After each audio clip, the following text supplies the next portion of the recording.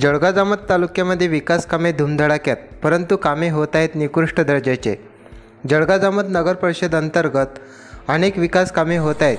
त्यामध्ये सिमेंट रस्ता किंवा नाल्याचे बांधकाम तसेच पेअरब्लॉकचे काम, कोणतेही काम असो ते काम मजबूत झालेले दिसत नाही।